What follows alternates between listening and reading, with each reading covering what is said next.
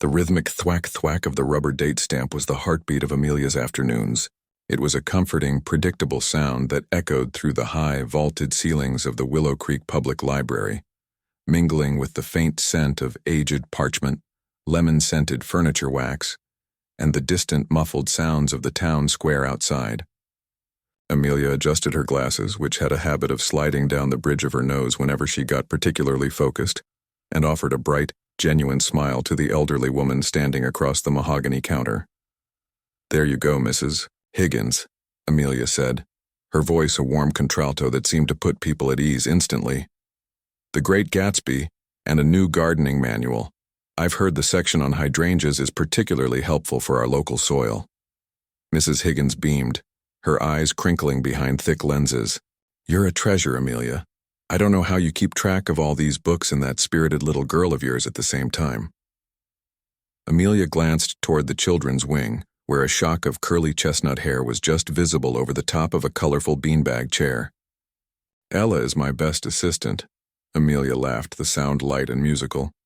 "She claims she's organizing the picture books by the color of the dragons on the covers. It's a very sophisticated system."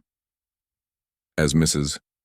Higgins shuffled toward the heavy oak doors, Amelia took a quiet breath, savoring the momentary lull. She loved this place.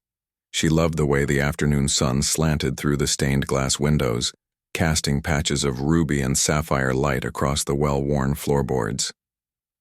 More than that, she loved what this place represented, the chance for a better life. On the corner of her desk sat a thick, dog-eared textbook, Principles of Library Information Science. It was her constant companion during lunch breaks and the quiet hours after Ella went to sleep.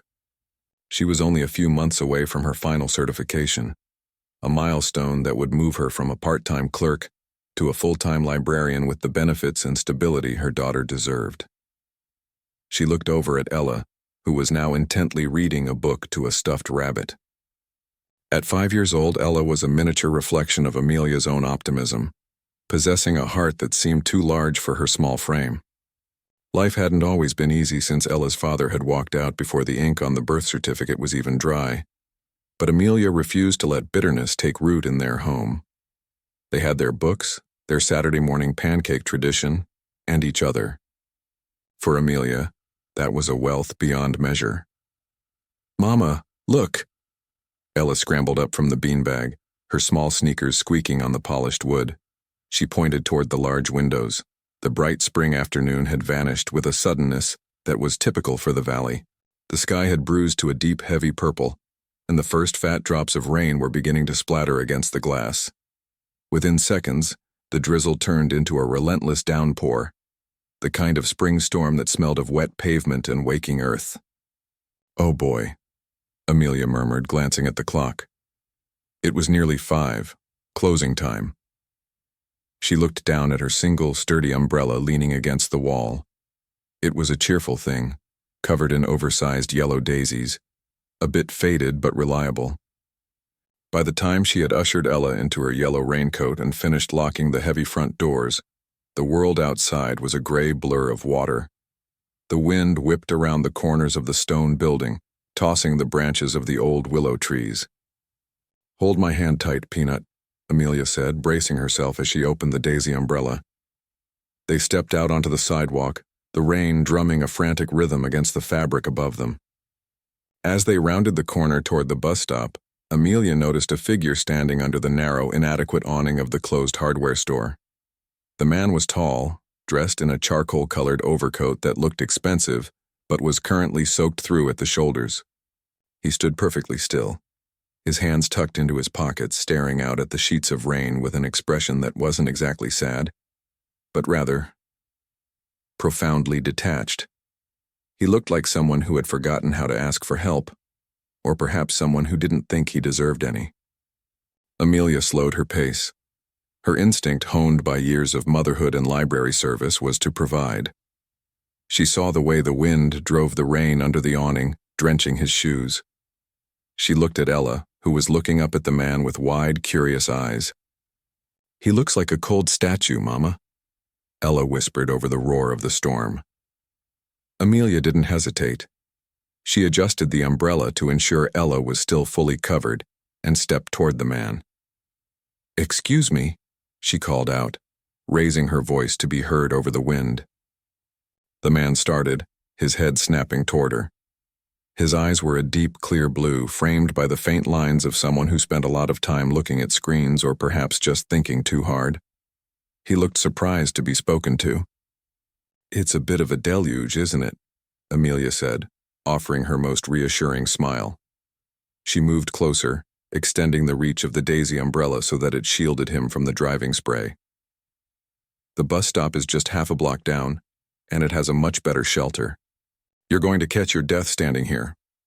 The man looked at the yellow daisies above his head, then down at the small woman and the child huddled against her side. For a moment, he seemed frozen, as if evaluating a foreign language.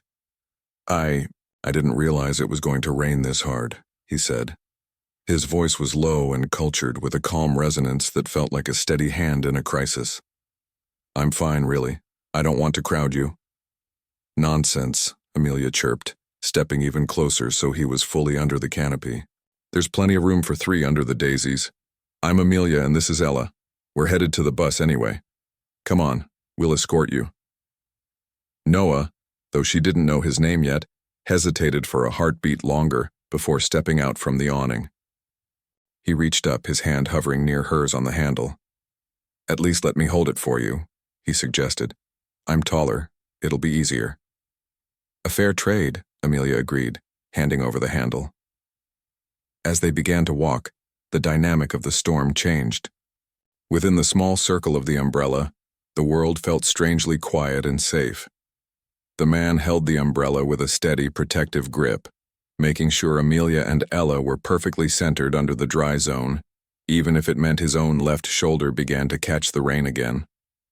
"You're not from around here, are you?" Amelia asked, her boots splashing through a puddle. "I think I'd remember someone who stands in the rain without a coat." A small ghost of a smile touched his lips. "Is it that obvious? I'm Noah.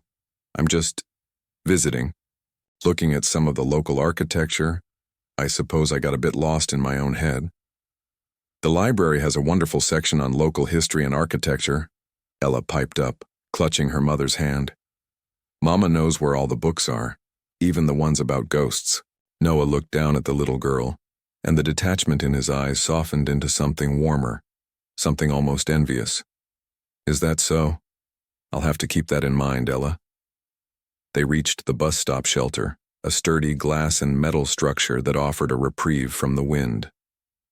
Noah handed the umbrella back to Amelia, his fingers brushing against hers for a fleeting second. The warmth of his skin was startling against the damp chill of the evening air. "Thank you, Amelia," he said, his gaze lingering on her face. "I think I would have been a permanent fixture of that hardware store if you hadn't come along." Amelia laughed, tucking a wet strand of hair behind her ear. "Just doing my civic duty. The bus should be here in 5 minutes. Do you have far to go?"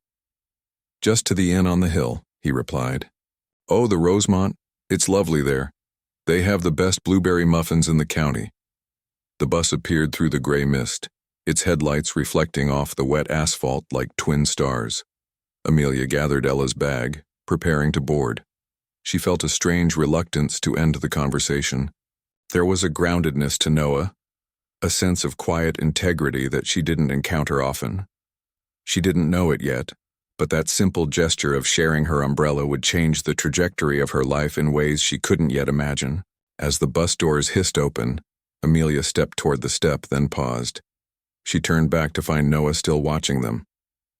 "Maybe we'll see you at the library, Noah, if you need those architecture books." Noah nodded slowly, the corners of his eyes crinkling. "I think I'd like that very much." Amelia climbed onto the bus, Ella scrambling into a seat by the window to wave goodbye. As the vehicle pulled away, Amelia looked back. Noah was standing under the shelter, his hands in his pockets, watching the bus disappear into the spring rain. He looked less like a statue now, and more like a man who had finally found a landmark in the fog. That night, as the rain continued to drum a peaceful lullaby against the roof of their small apartment, Amelia found herself staring at the yellow daisy umbrella drying in the bathtub. She thought about the weight of Noah's hand on the handle, and the way he had stepped into the rain to keep Ella dry. It was a small thing, a brief encounter between strangers, but as she drifted off to sleep with the scent of rain still in her hair, the world felt a little smaller, a little warmer, and infinitely more promising. The following morning, the sun returned with a vengeance, turning every lingering raindrop on the library's ivy-covered walls into a shimmering diamond. Amelia arrived early, as she always did, with Ella in tow. The air was crisp and sweet, filled with the scent of blooming lilacs from the park across the street. "All right, Peanut," Amelia said, lifting Ella onto the high stool behind the counter for a moment before the library opened. "What's the mission today?" "Find the book about the cat who goes to space," Ella announced with great solemnity. "A noble quest," Amelia agreed, kissing the top of her head. The morning passed in a pleasant blur of activity. She helped a student find sources for a paper on the Industrial Revolution, pointed a young couple toward the travel section, and spent 20 minutes discussing the latest thriller with Mr. Henderson. Mr. Henderson was the heart of the library, a man whose skin looked like crumpled parchment and whose knowledge of literature was rivaled only by his knowledge of town gossip. He leaned against the counter, adjusting his bow tie. "You look particularly bright-eyed today, Amelia," he noted, his eyes twinkling. "Did you finally master that chapter on cataloging systems?" Amelia laughed, shelving a stack of returned books. "Not quite, Mr. Henderson. I think it was just the rain. Everything feels a bit fresher today, don't you think?" "It does indeed. Though I heard there was a bit of a localized storm down by the bus stop yesterday. A certain yellow umbrella was spotted performing a rescue operation." Amelia felt a heat creep into her cheeks. "News travels fast in Willow Creek. It's a small town, my dear. Kindness is the most popular topic of conversation." He patted her hand. "You have a good heart. Don't ever let the world make it smaller." He wandered off toward his office, leaving Amelia with a thoughtful smile. She went back to her work, but every time the heavy front doors creaked open, she found herself glancing up, her heart giving a small, inexplicable flutter. She told herself she was just being silly. He was a visitor, a man at a fancy inn. He probably had a busy life in a big city and had already forgotten the woman with the daisy umbrella. But then, just as the clock struck 2, the light in the entryway changed. A shadow fell across the floor, long and steady. Amelia looked up. Noah was standing in the doorway. He wasn't wearing the charcoal overcoat today. Instead, he wore a simple navy sweater and dark jeans, looking more relaxed but no less striking. He looked around the library with a sense of wonder, his gaze finally landing on the circulation desk. When he saw Amelia, he didn't just smile. His whole face seemed to brighten the way a landscape does when the sun breaks through the clouds. He began to walk toward her, his stride confident yet quiet, respecting the sanctuary of the books. Amelia felt her breath catch. It wasn't just that he was handsome, though he certainly was. It was the way he looked at her, as if she were the most interesting thing in a room filled with the wisdom of the ages. "I believe," Noah said, leaning his forearms lightly on the counter, "I was promised some books on architecture, and perhaps a lead on a certain space-traveling cat." Amelia's smile was wide enough to reach her ears. "I think we can manage that. Welcome to our world, Noah."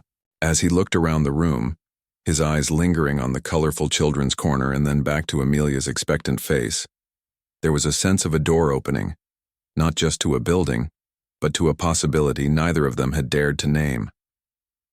The library had a specific melody on Tuesday mornings.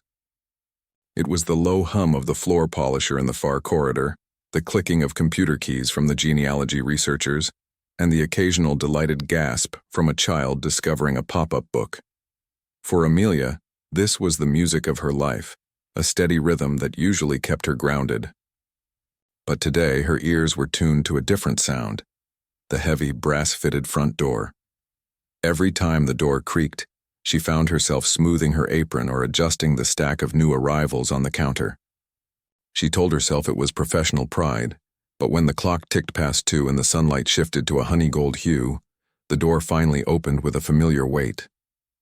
Noah didn't look like a stranger anymore. He looked like he had found a place where he belonged.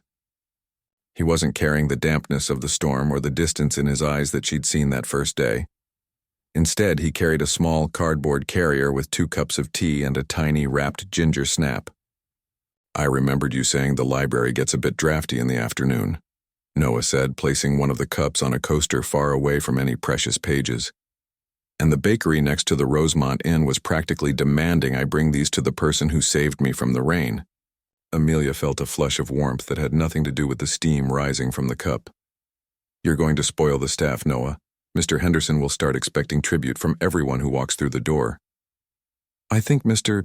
Henderson is currently occupied," Noah whispered, nodding toward the history section where the head librarian was deep in a hushed, animated discussion with a local historian. "Besides, this isn't for the staff. It's for you." As Amelia took a sip of the Earl Grey, exactly how she liked it with just a hint of honey, she felt a strange, fluttering sensation in her chest. It had been a long time since anyone had noticed the small details of her day, or realized that she might be cold, or tired, or in need of a 5-minute break. She didn't know it yet, but these small acts of consideration were beginning to knit a safety net beneath her feet, one she hadn't realized she was missing. "Mama, look, Noah is here." Ella came skidding around a bookshelf, her pigtails bouncing. She held a book aloft like a trophy. "I found it, The Cat in the Rocket Ship." Noah didn't just give a polite nod. He knelt down, bringing himself to Ella's eye level, seemingly oblivious to the fact that his trousers were pressing against the dusty floorboards. "Is that the one? Does the cat have a helmet?" "Yes. And his tail has a special sleeve so it doesn't get stuck in the door," Ella explained breathlessly, climbing into the oversized armchair nearby and patting the space next to her. "You have to see the moon pictures. They're shiny." Amelia watched, her hand paused over a return slip as Noah settled into the chair beside the 5-year-old. He looked entirely comfortable in the whimsical chaos of the children's wing. He didn't try to take over the reading. He let Ella point out the stars, listening with a focused intensity that made the little girl beam with pride. "He's a natural," a voice whispered at Amelia's elbow. She jumped slightly to find Mr. Henderson standing there, a stack of ledgers in his arms. He was watching the scene with a soft paternal smile. "He's very kind to her," Amelia said, trying to keep her voice neutral. "Kindness is a quiet thing, Amelia. It doesn't shout to get attention," Mr. Henderson remarked, his eyes twinkling behind his spectacles. "He's been coming in every day this week, you know. He spends 3 hours in the architecture section, but he spends half that time looking at the circulation desk when he thinks no one is watching." Amelia turned away, suddenly very busy with a drawer of library cards. "He's just visiting, Mr. Henderson. He's interested in the town's buildings." "Perhaps," the older man mused, "but buildings are just stone and wood. It's the people inside them that make a man want to stay. And I'd say he's looking at something far more interesting than a Victorian facade." The afternoon stretched out into a peaceful golden blur. While Ella eventually drifted off for a short nap on a beanbag, Noah migrated to the table nearest the circulation desk. He didn't interrupt Amelia's work, but his presence was a steady anchor. Amelia pulled out her textbook, Information Architecture and Retrieval, and sighed. The chapter on metadata was dense, and her eyes were starting to cross from a long day of serving patrons.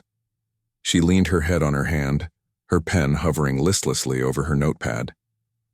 "The trick with that section," Noah's voice drifted over, calm and encouraging, "is to think of it like a map of a city. If you don't label the streets correctly, no one ever finds the park." Amelia looked up, surprised. "You know about metadata?"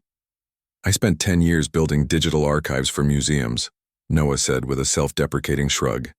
"It's not as romantic as building a cathedral, but it helps people find the beauty they're looking for. Would you like me to look at your notes? I promise not to be a harsh grader." For the next hour, they worked in a companionable silence, broken only by the scratching of pens and the soft turning of pages. Noah simplified the complex concepts with ease, using metaphors that made Amelia laugh. He spoke to her as an equal, never condescending, his support acting as a bridge over the hurdles that had felt insurmountable just an hour before. "You're going to ace that exam, Amelia," Noah said, sliding her notebook back across the table. "You have a way of seeing the logic in things. Most people just see the clutter." "I have to ace it," she said softly, her gaze drifting toward her sleeping daughter. "It's the key to everything for us." Noah's expression softened, a look of profound respect crossing his features. "The way you do it all, raising her, working, studying, it's more impressive than any archive I've ever built." The air between them felt thick with something unsaid, a shared recognition of the weight they both carried. For Amelia, it was the weight of a future she had to build alone. For Noah, it seemed to be a weight of something left behind, a life of success that had lacked the very warmth he was currently sitting in. As closing time approached, the library began to empty. The shadows of the tall windows grew long and thin across the floor. Noah helped Amelia gather Ella's things, naturally picking up the heavy backpack filled with library books. "The sun is out, but I brought my own umbrella today," Noah teased, holding up a large, sturdy black one as they stepped out into the crisp evening air. "Just in case the sky decides to test us again." They walked together toward the bus stop, their pace slow and easy. The conversation flowed naturally. Talk of their favorite childhood books, the best places in town to see the sunset, and the simple joy of a spring day. "Will you be back tomorrow?" Ella asked, tugging on Noah's sleeve as the bus appeared down the street. Noah looked at Amelia, his gaze lingering, searching for an invitation. "The architecture section isn't going anywhere," Amelia said, her smile bright and encouraging. "And I might need some more help with Chapter 5. "Then I'll be there," Noah promised, "with the tea and the ginger snaps." As the bus pulled away, Amelia watched Noah through the window. He didn't turn away immediately.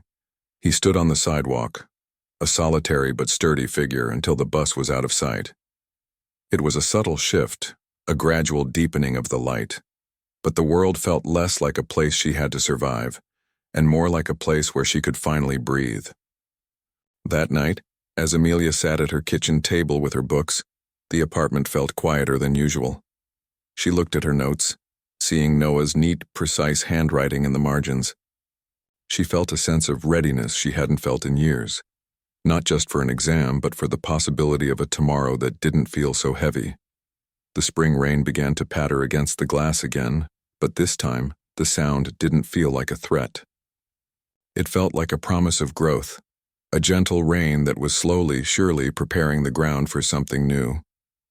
The following Saturday, the library routine shifted into something even more domestic. It was the Saturday pancake morning Amelia had mentioned, but this time the library was hosting a community book fair in the adjacent park. Amelia was in her element, organizing stalls and greeting neighbors with her trademark optimism. She wore a sundress the color of buttercups, her hair pulled back in a loose, messy bun that somehow made her look even more radiant. "Amelia, we need more napkins at the lemonade stand," Mrs. Higgins called out, waving a frantic hand. "On it, Mrs. Higgins." Before she could move, she saw a tall figure already weaving through the crowd. Noah was carrying a large pack of napkins and a fresh gallon of lemonade. He had been there since dawn, helping set up tables and lifting the heavy crates of books without a single complaint. "I've got the lemonade covered," Noah said as he passed her, offering a quick conspiratorial wink. "Go check on the Space Cat booth. I think your lead consultant is having a crisis over the glitter distribution." Amelia laughed, watching him go.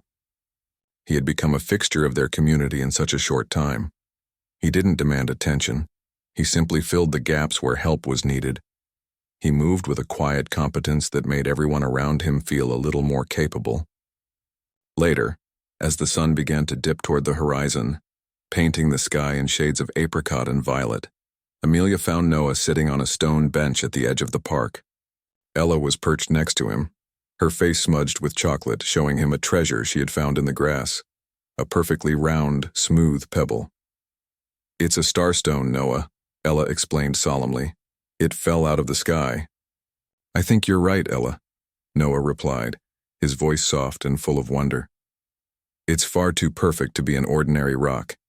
You should keep it in a very safe place. Amelia stepped toward them, the grass cool beneath her feet. I think the space cat has had enough adventure for one day. It's nearly bedtime. Noah stood up, brushing the grass from his jeans. It was a beautiful day, Amelia. Thank you for letting me be a part of it. You did more than just be a part of it, Noah. You made it run 10 times smoother. Mr. Henderson said you're the best volunteer we've ever had, even if you're technically not on the payroll. Noah looked at the bustling park, the happy families, and the small town that felt so far removed from the cold, glass towers of his former life. I don't think I've ever enjoyed a Saturday more. There was a stillness in the air, a moment where the world seemed to hold its breath. Amelia looked at Noah, really looked at him, and saw a man who wasn't just kind, but a man who was finding his own way back to his heart. Noah, she said, her voice barely a whisper. Yes? I'm glad you got lost in the rain that day. Noah smiled, a deep, soulful expression that reached his eyes. So am I, Amelia. So am I. As they walked back toward the town, the three of them moving in a loose, comfortable line, the first stars began to blink into existence. The journey was long, and the path wasn't always clear, but for the first time in a very long time, Amelia wasn't worried about the walk. She had a companion, a partner in the quiet moments, and a heart that was slowly, surely learning to sing again. The air in the Willow Creek Central Park carried the scent of mown grass and the delicate, honeyed perfume of blooming clover. It was the kind of Saturday morning that felt like a gift, a pause in the relentless ticking of the clock. Amelia watched from the shade of a sprawling oak tree as Ella sprinted across the green, her laughter trailing behind her like a ribbon in the wind. Noah sat beside Amelia on the checkered picnic blanket, his presence a steady, quiet weight. He was currently focused on the meticulous task of peeling an orange, his movements deliberate and precise. He didn't look like the man she had met under that hardware store awning, the one with the distant, guarded eyes. Today, the sleeves of his light linen shirt were rolled up, revealing forearms tanned by a week of helping Mr. Henderson clear the library's overgrown back garden. You're remarkably good at that, Amelia noted, nodding toward the perfectly intact spiral of orange peel he had created. Noah offered a small, shy smile. In my old life, everything was about precision. If a single line of code was off, the whole archive could collapse. I suppose old habits die hard. He handed her a segment of the fruit. But here the stakes feel different. If I mess up an orange, I just have a sticky thumb. It's refreshing. Amelia took the orange, her fingers brushing his. The contact was brief, but it sent a soft, humming warmth through her that had nothing to do with the spring sun. It was too early to trust completely, perhaps, but it was becoming far too late to ignore the way her world seemed to brighten whenever he stepped into it. Do you miss it? She asked softly. The glass towers? The high-stakes precision? Noah looked out at Ella, who was now engaged in a serious conversation with a ladybug on a dandelion. I thought I did for a long time. I spent 15 years building digital walls to protect history, but I forgot to actually live in the present. I was so busy archiving other people's stories that I didn't realize mine had become a series of empty rooms. He paused, his gaze returning to Amelia. That day in the rain, I wasn't just lost, Amelia. I was looking for a reason to stop walking in circles. I didn't expect to find a yellow umbrella and a woman who looks at a library like it's a cathedral. Amelia felt a lump form in her throat. She looked down at her hands, which were calloused from shelving books and stained with the ink of 1,000 study notes. I just want her to have a foundation, she whispered, nodding toward Ella. I want her to know that no matter how hard the wind blows, she has a place that's solid. That's why the certification matters. It's not just a job, it's our anchor. You are the anchor, Noah said, his voice dropping to a register that felt like a physical embrace. She already has everything she needs because she has you. The rest of it, the titles, the exams, that's just the scenery. As the afternoon deepened into a mellow gold, they shared a silence that didn't need filling.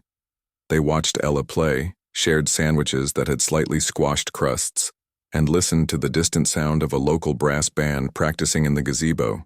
For Amelia, it was a revelation. She had spent 5 years being the sole provider of joy, the sole architect of safety. To have someone simply sit in the space beside her, holding a corner of the blanket, made the world feel infinitely less precarious. A week later, the soft glow of the library's evening lamps flickered against the darkening windows. Amelia sat at one of the heavy oak tables, surrounded by towers of books and loose-leaf papers. The librarian certification exam was only 10 days away, and the weight of it was beginning to press against her chest.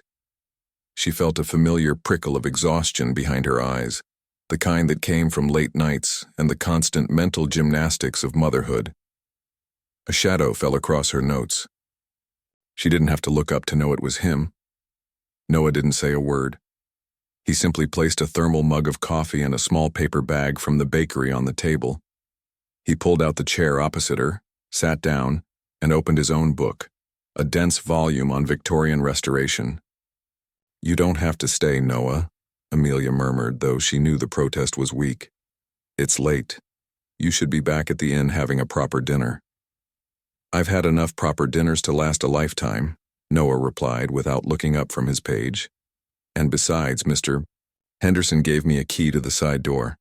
He said something about making sure the brightest spark in the building doesn't burn out for lack of oil." Amelia smiled, her heart giving a grateful squeeze.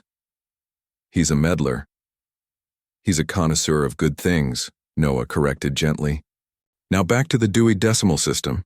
I believe you were struggling with the 700s. They worked for 3 hours. The only sounds were the ticking of the grandfather clock in the entryway and the rhythmic scratch of Amelia's pen. Whenever she sighed or rubbed her temples, Noah was there with a quiet observation or a whispered joke that broke the tension. He didn't hover. He simply existed in her orbit, a steady presence that made the daunting task feel like a shared journey. At one point, Amelia reached for her highlighter at the same moment Noah reached to move a stack of books out of her way. Their hands met and stayed. Neither of them moved for a long beat. The air in the quiet library seemed to hum with a new frequency. Amelia looked up and found Noah watching her with an intensity that made her breath hitch. It wasn't the look of a stranger, or even just a friend.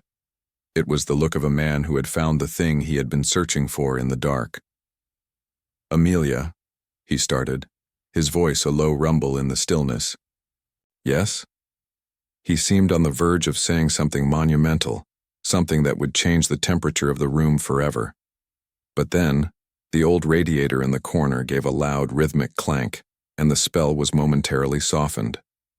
Noah squeezed her hand gently before letting go. "You're doing great. Just 3 more chapters and then I'm walking you and Ella home."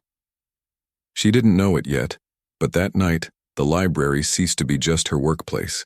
It became the place where the walls she had built around her heart began to crumble, brick by gentle brick. The rain returned on Tuesday. Not the violent downpour of their first meeting, but a steady, rhythmic spring mist that turned the world into a watercolor painting. Inside Amelia's small apartment, the atmosphere was warm and smelled of cinnamon and toasted bread. Noah was in the kitchen, awkwardly but earnestly helping Ella assemble pancake art. "No, Noah, the blueberries have to be the buttons on the Space Cat's suit," Ella corrected him, her brow furrowed in concentration. "My apologies, Captain," Noah said, carefully placing the berries. "I'm new to the intergalactic fashion industry." Amelia watched them from the doorway, a dish towel in her hand. This was the shared horizon she hadn't dared to dream of. After years of being the only one to kiss scraped knees or flip the pancakes, seeing Noah in her space felt surprisingly natural. He didn't take up too much room. He simply fit into the gaps. As Ella eventually moved to the living room to test her Space Cat's flight capabilities, Noah stayed at the table, leaning back in the mismatched wooden chair. He looked around the small, cozy room, the stacks of books on the coffee table, the finger paintings on the fridge, the worn but comfortable sofa. "I spent $20,000 on a designer sofa in my apartment in the city," Noah said quietly. It was Italian leather, perfectly ergonomic. "And I don't think I ever felt as comfortable as I do sitting in this kitchen." Amelia sat down across from him. "It's not much, Noah. It's just ours." "That's exactly why it's everything," he replied, He reached across the table, his hand covering hers. This time there was no accidental reach, no retracted movement. It was intentional. I used to think my life was measured by the things I built that lasted. But sitting here, watching you work for your future, watching Ella grow, I realized that the things that last aren't made of glass and steel. They're made of moments like this. Amelia felt a tear prick her eye, and she didn't brush it away. I was so afraid of needing someone, Noah. I thought if I let someone in, I'd lose the strength I worked so hard to find. You don't lose strength by sharing the load, Amelia, Noah whispered. You just get to walk further. The rain pattered softly against the window pane, a comforting curtain that shut out the rest of the world. In the small, amber-lit kitchen, the distance between them finally vanished. It wasn't a sudden crashing revelation, but a soft, inevitable turning of the tide. It was a moment of profound alignment, a realization that the rain wasn't something to hide from anymore. It was the very thing that was helping their new life take root. As they sat there, the quiet hum of the refrigerator the only sound, Amelia realized that the horizon was no longer a lonely line she had to reach on her own.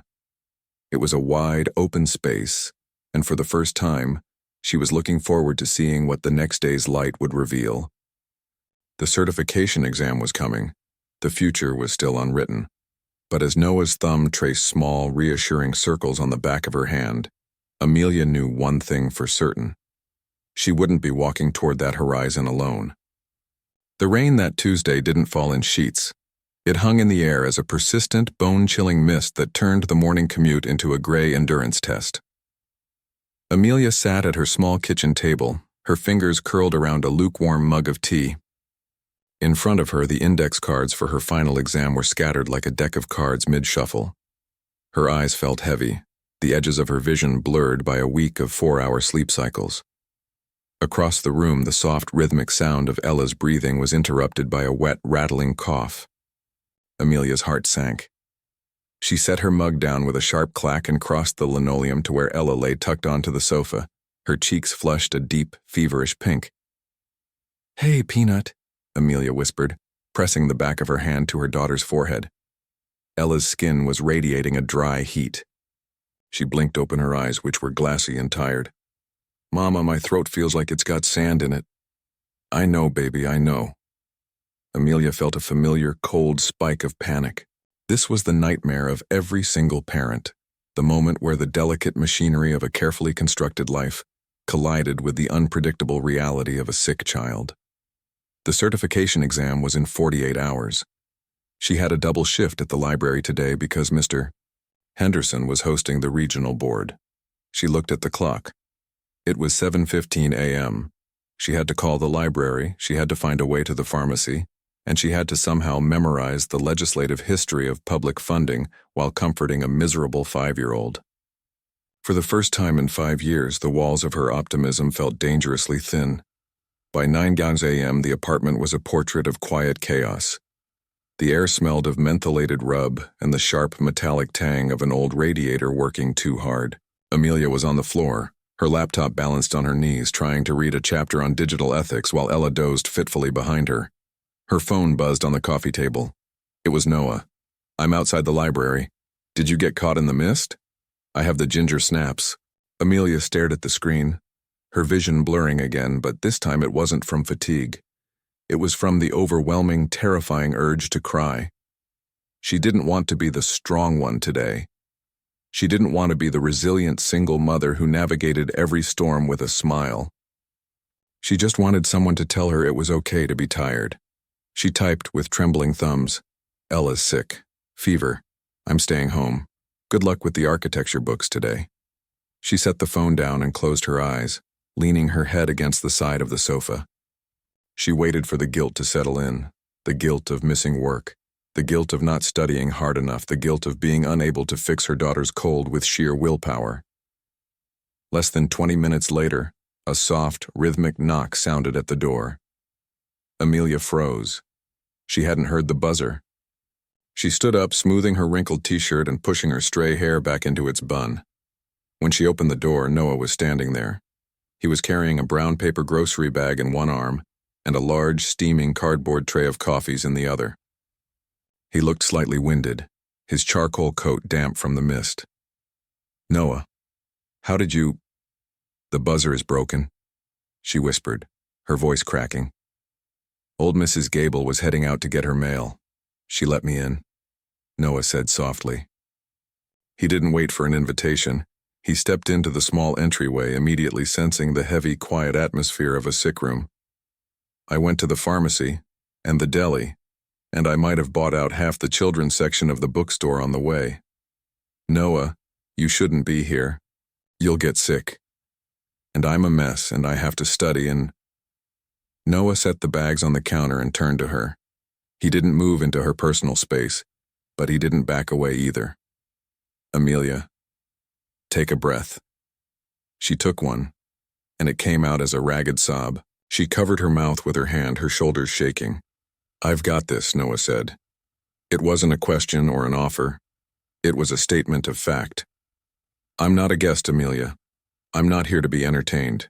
I'm here because the three of us are a team, even if we haven't officially signed the paperwork yet."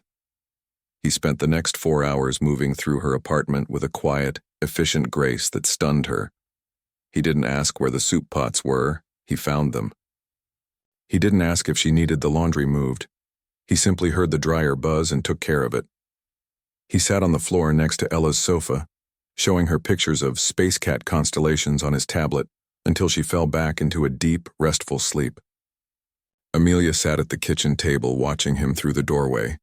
She didn't know it yet, but this was the moment her definition of strength began to change, from the ability to stand alone to the courage to be supported.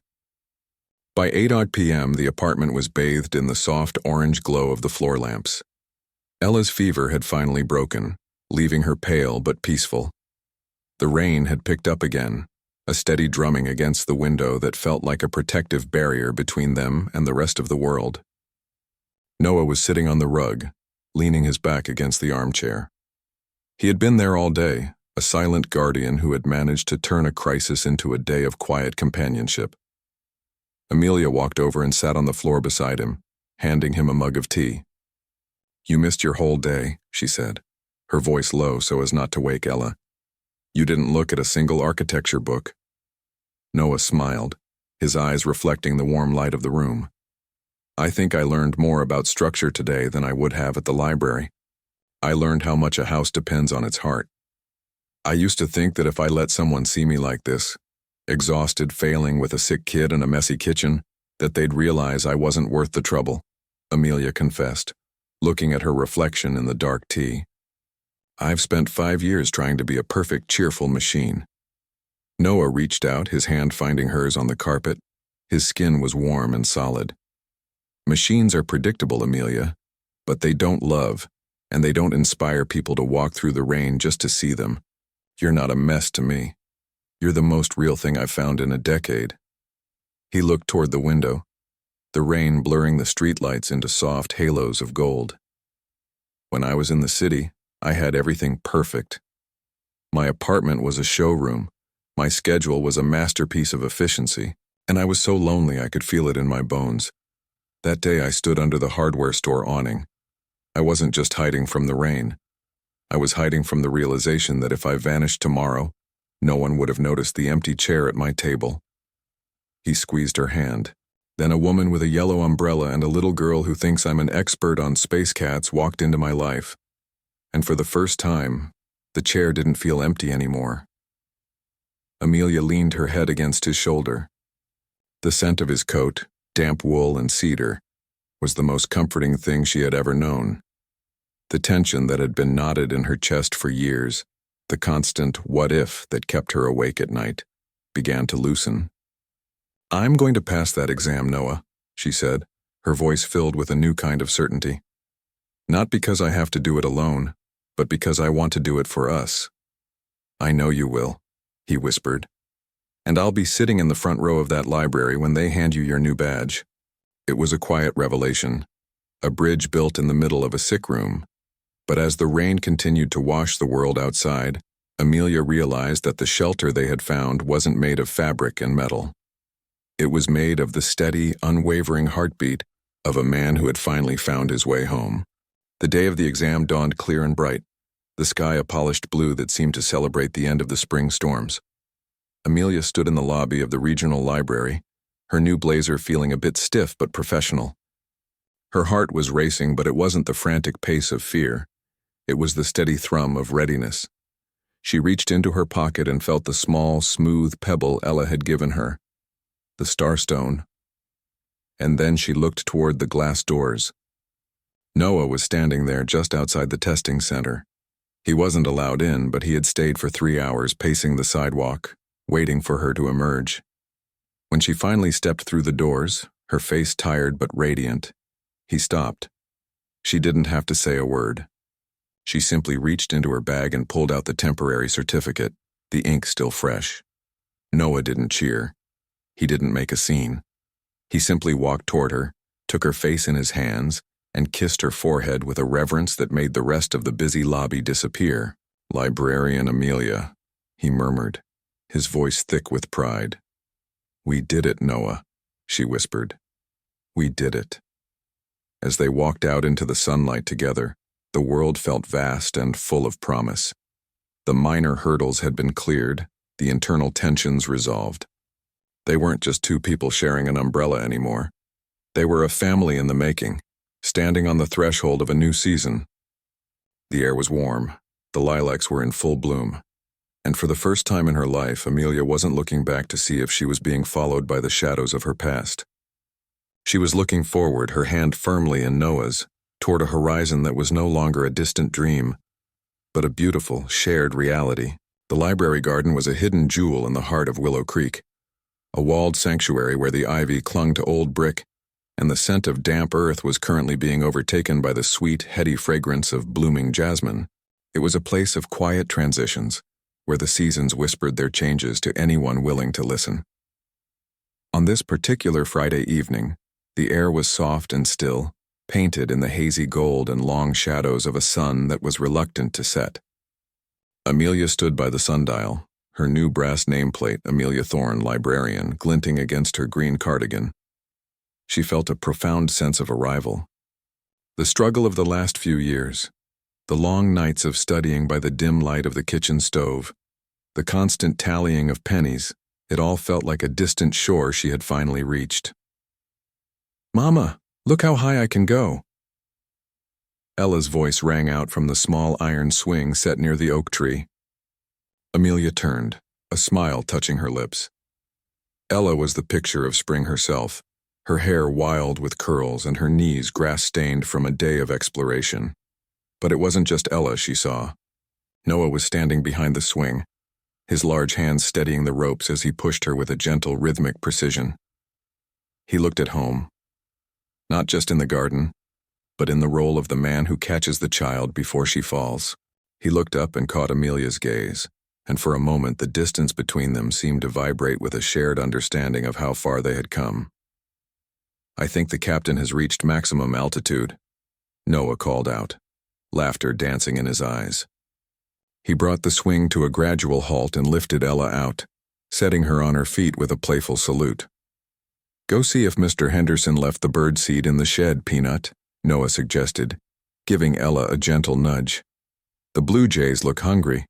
As Ella scrambled away, her small sneakers thumping against the grass, a companionable silence settled over the garden. Noah walked toward Amelia, his hands tucked into his pockets, his expression shifting from playful to something deeper, something more resonant. "It's a good look on you," Noah said, gesturing toward her nameplate. "It looks like it always belonged there." "It feels like it did too," Amelia admitted. "Thank you for helping me find the way back to it, Noah. I don't think I could have handled that metadata chapter without you." "You would have handled it," Noah corrected softly, stopping just a few feet from her. "You're the strongest person I know, but I'm glad I was there to hold the light while you did it." He looked around the garden, his gaze lingering on the stone benches where they had shared tea, the path where they had walked in the rain, and finally back to her. She didn't know it yet, but the architecture Noah had been studying all these months wasn't made of stone. It was the blueprint of a life he wanted to build with her. "Amelia," he started, his voice dropping into that low, steady register that always made her feel safe. When I came here, I was looking for something I couldn't name. I thought I was just tired of the noise. I thought I just wanted a place to be quiet. But standing under that umbrella with you that first day, I realized I didn't want a place to be quiet. I wanted a place to be heard. I wanted someone who looked at the world with as much hope as you do. He reached into his pocket and pulled out a small velvet box, but before he opened it, he looked toward the shed where Ella was carefully scattering seeds. I've spent a lot of time thinking about what it means to be a family, Noah continued.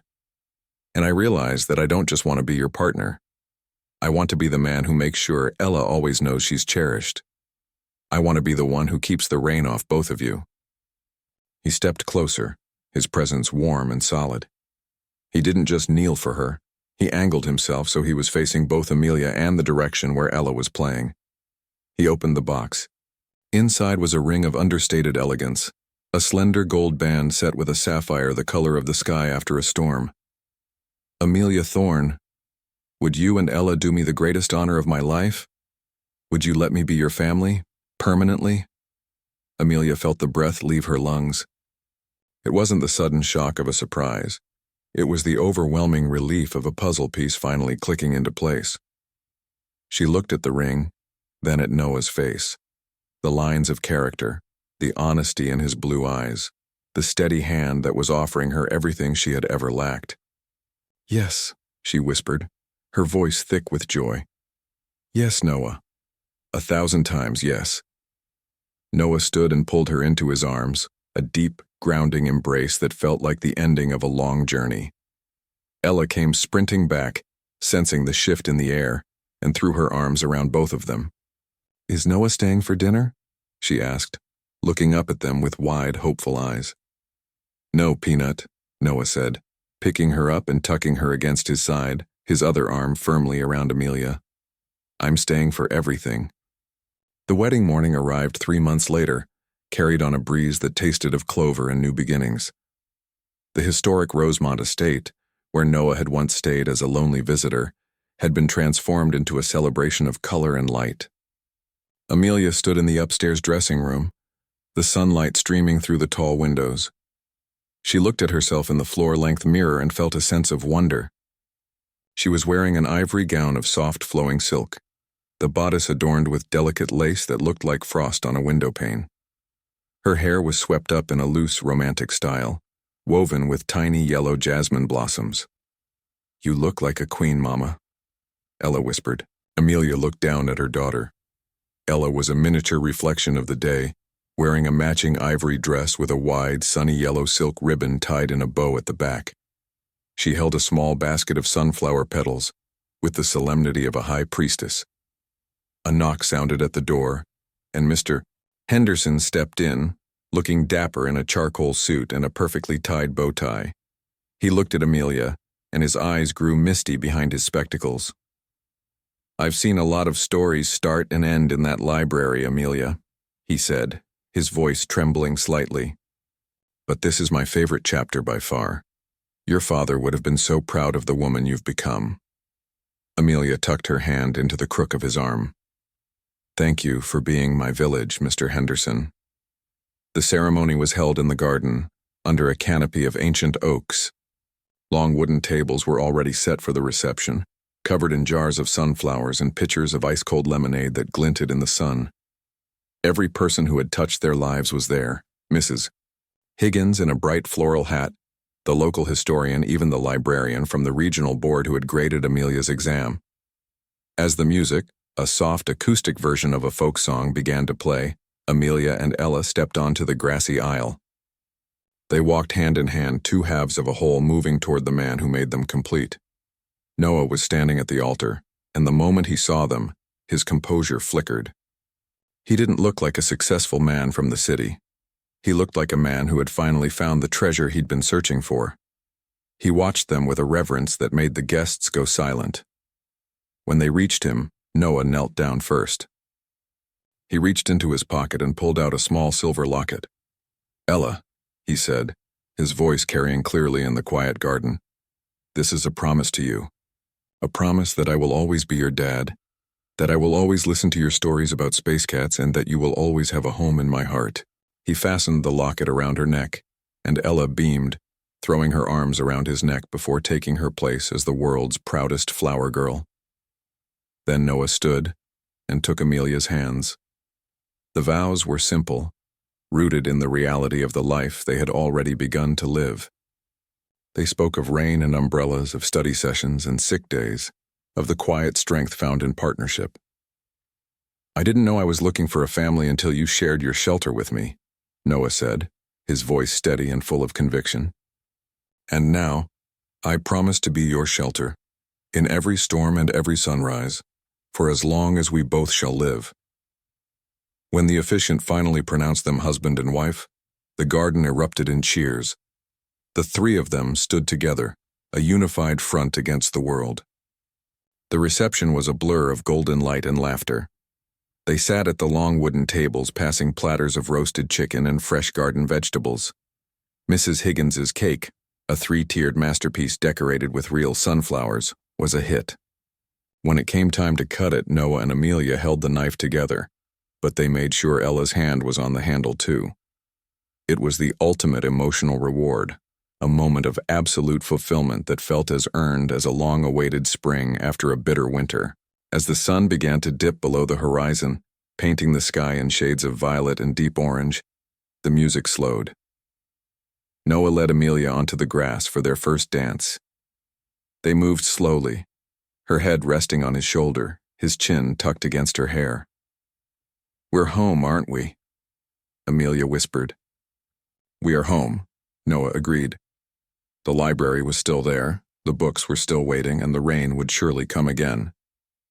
But as they danced in the fading light, surrounded by the people who loved them and the daughter who was the light of their lives, Amelia knew that they would never have to walk through the storm alone again. The world was wide and life was unpredictable, but for the three of them the horizon was finally clear and it was beautiful. Phase 6, Aftermath and Emotional Closure. The gold leaf lettering on the office door was still new enough to catch the light in a way that made Amelia pause every time she walked past it. Amelia Thorne Blackwood, Head of Circulation and Archive Development. It was a title that carried weight, but more importantly, it carried a sense of peace. The frantic, heart-pounding uncertainty that had defined her mornings for 5 years had been replaced by a quiet, industrious confidence. It was late Tuesday afternoon, and the library was bathed in the mellow, honeyed light of a maturing spring. Amelia stood by the tall windows of her office, watching the town square. She wasn't looking for an escape anymore. She was simply admiring the view of a world she helped build.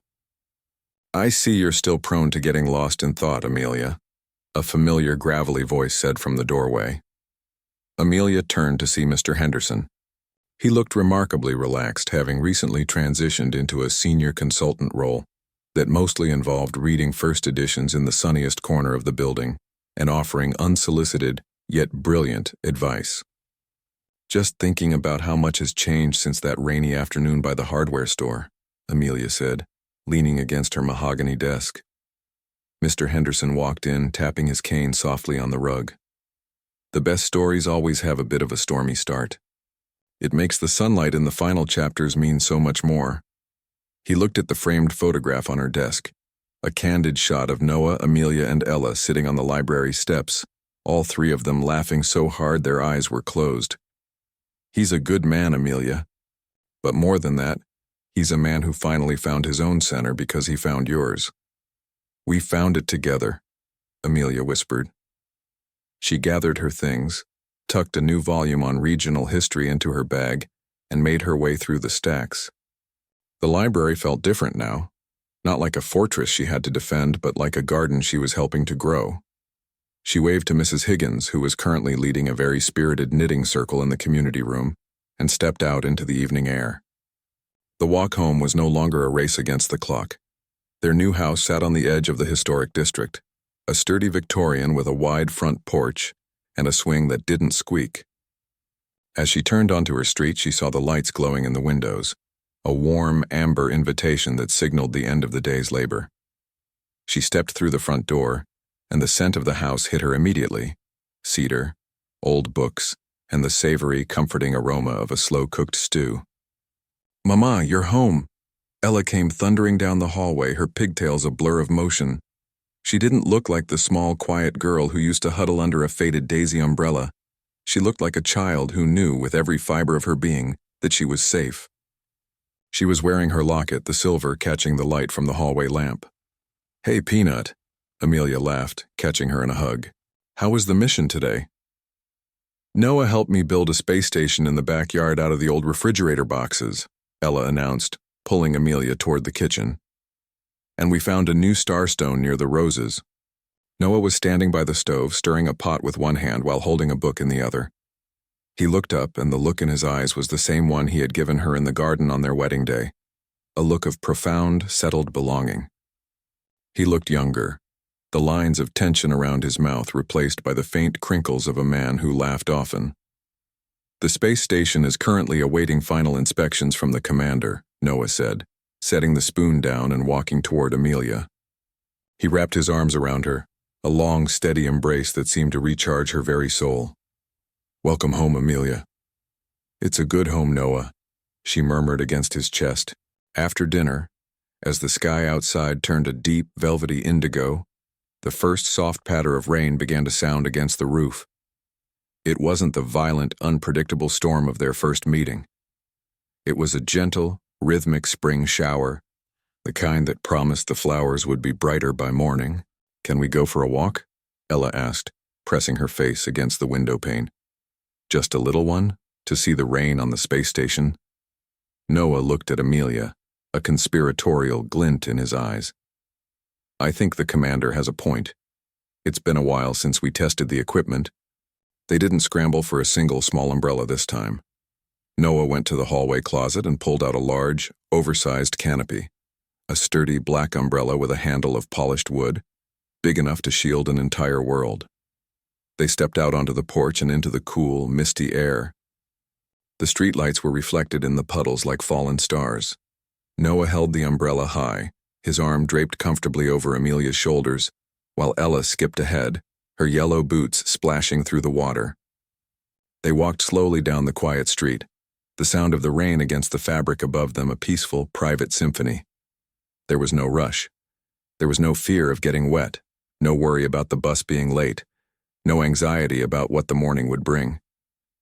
"Do you remember that first day?" Noah asked softly, his voice a low rumble in the quiet night.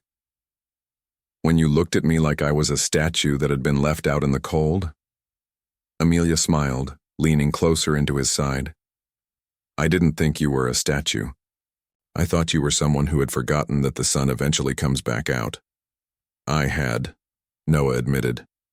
He stopped under the glow of a street lamp, looking down at her, and then at the little girl dancing in the rain just a few feet away. "But you didn't just tell me the sun was coming. You gave me a place to wait for it." He tightened his grip on the umbrella, ensuring not a single drop touched either of them. It was the final, quiet realization that the shelter they had found wasn't a temporary reprieve from a storm. It was the very foundation of their lives. They turned back toward the house, the light in the windows beckoning them home. The journey that had started with a single, impulsive act of kindness had grown into a legacy of stability and love. Back inside, with the rain still whispering against the glass, they settled into the living room. Noah sat in the large armchair with Ella perched on his lap, her head resting on his shoulder as he began to read the final chapter of her favorite book. Amelia sat on the sofa nearby, her feet tucked under her watching them. The house was filled with the sounds of a life well lived, the soft turning of pages, the rhythmic ticking of the clock, and the steady, peaceful breathing of a family that had finally found its rhythm. Amelia looked at the yellow daisy umbrella, now retired and leaning in the corner of the entryway. It was a relic of a different time, a symbol of the strength it took to survive alone. But then she looked at Noah and Ella, and she realized that true strength wasn't just in weathering the storm. It was in building a house where the rain was just a beautiful sound you listened to together before you went to sleep. The lights were dimmed, the fire in the hearth burned low, and as the last word of the story was read, a profound sense of security settled over the room. The world outside was vast, and the seasons would continue to change. But inside these walls, the heart was finally at rest. The spring rain continued to fall, a gentle blessing on the earth, and in the quiet of the night, Amelia finally closed her eyes, her heart full, her soul secure, and her family, her beautiful, complete family, finally and forever home. If you like this story, please leave a comment. I read every single one. Thank you very much for watching, and until next story.